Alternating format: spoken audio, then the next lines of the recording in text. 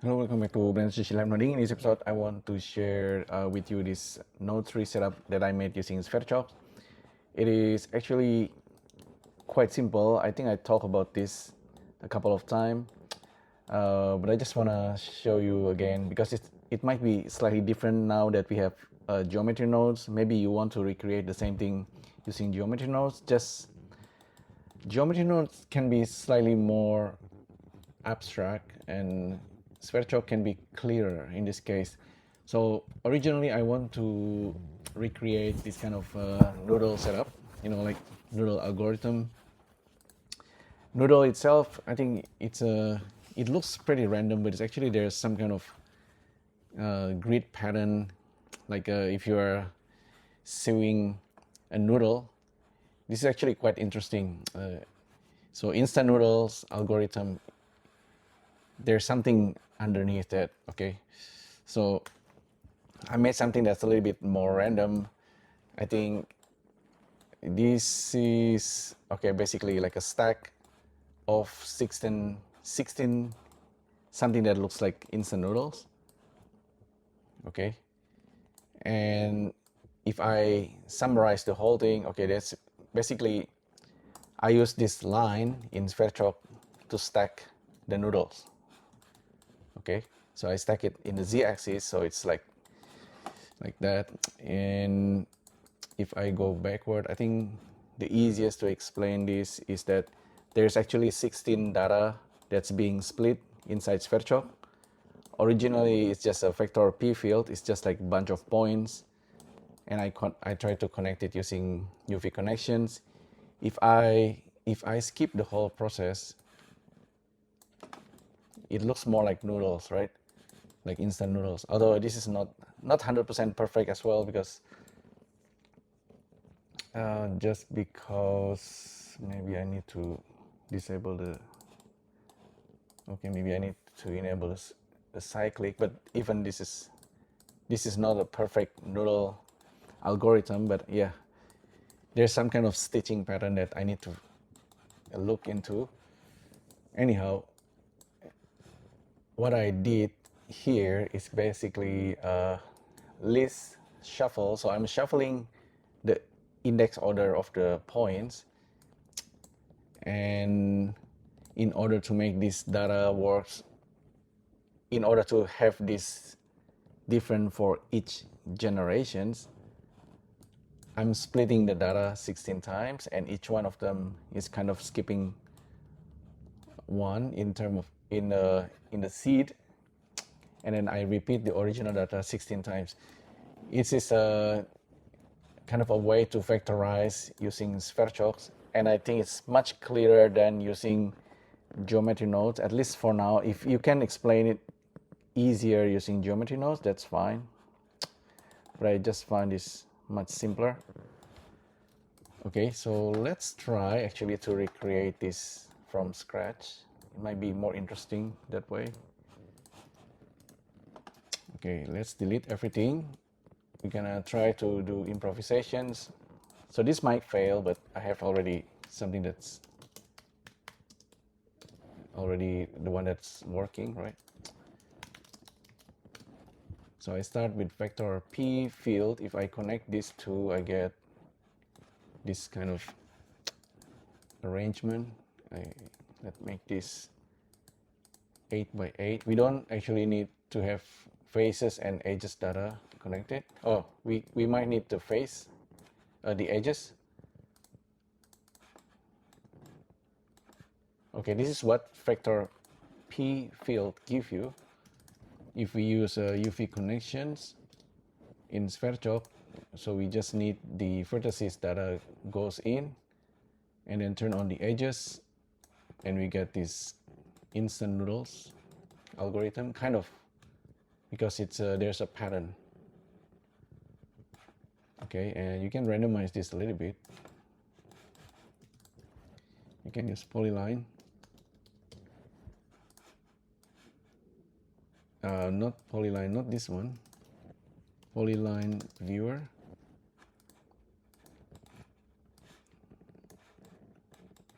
This will give you this result.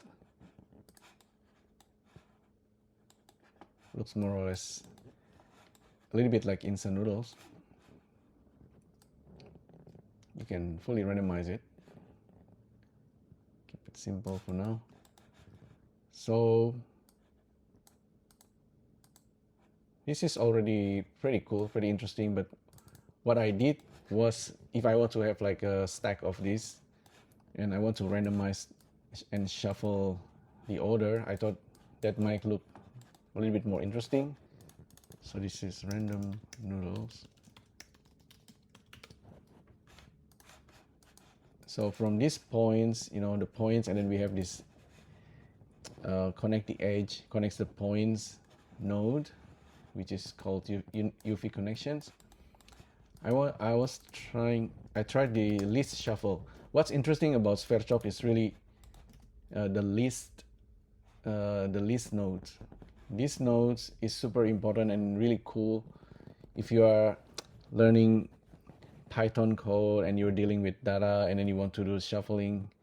This is basic, but it's really interesting in that regard. So we can easily shuffle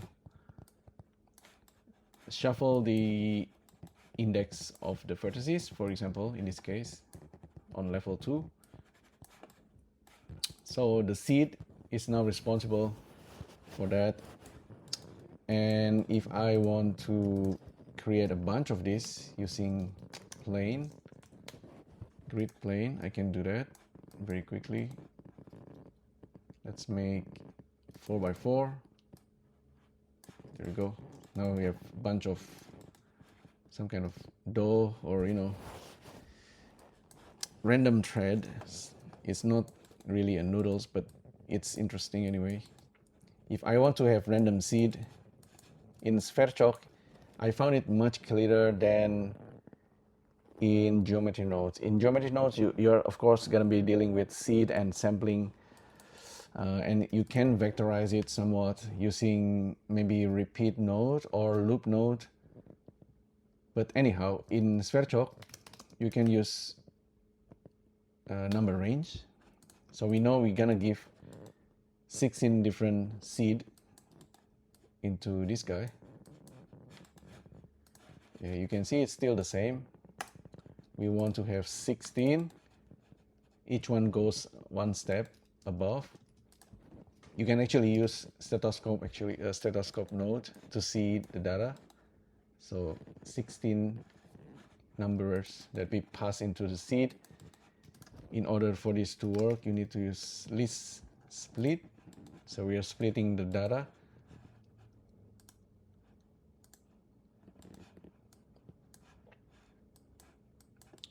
I think yeah, we have 16 here, but we also need list repeater. So this is what's important, and we need to enable level.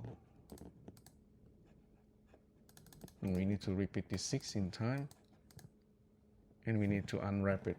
So we have 16 data goes into UV connections, and then we have 16 matrix data coming from plane,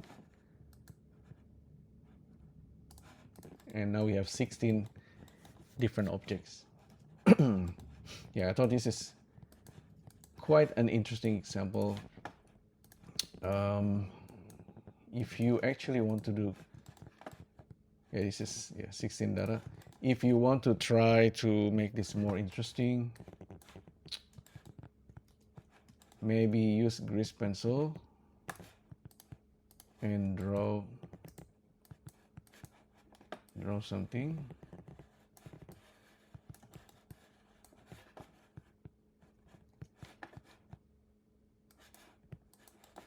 And then we can use GP +2, get our grease pencil. Our grease pencil goes, yeah, so we resample the grease pencil using the length.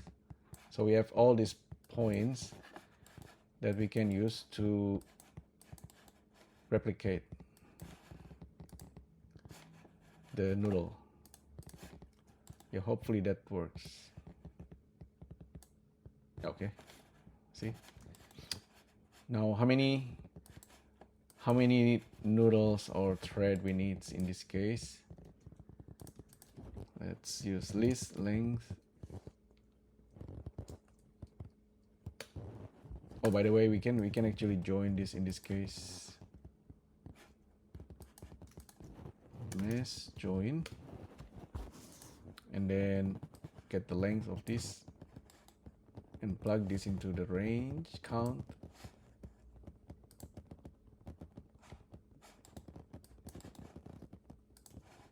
So hopefully we have different noodles for each one of the generation.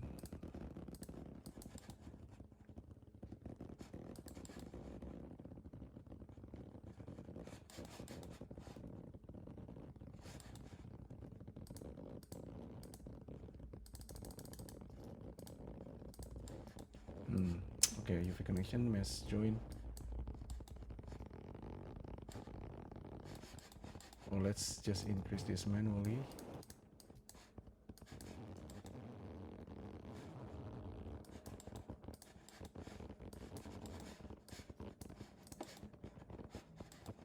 Oh, I know, the repeat. So list length,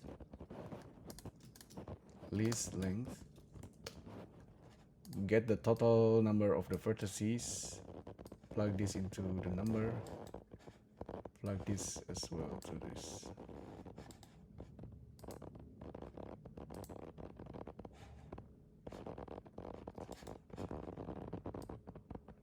Yeah.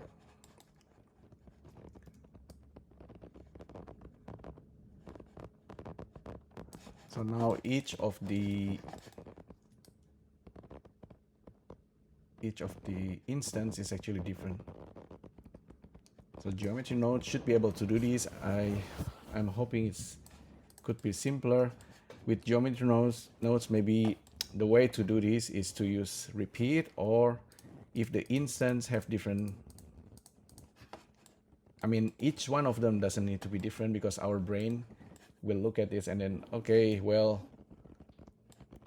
they all look different. That's all that's matter for our brain, so we don't actually think about that anymore. And it's just like from far away it looks random enough anyway. So if you add rotations, but in this case really each one of them is unique and different, so you can try to write anything. So we have that result.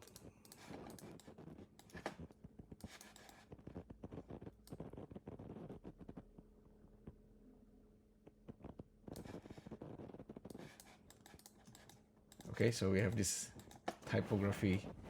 It's not exactly the noodles. I really like this, and then we can stack it or arrange it in the letter pattern. But anyway, something to think about.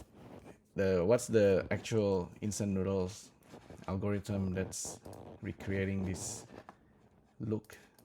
Sometimes the noodle is actually rounded as well. If you bought the instant noodles, that's like the ones from Korea is actually more rounded.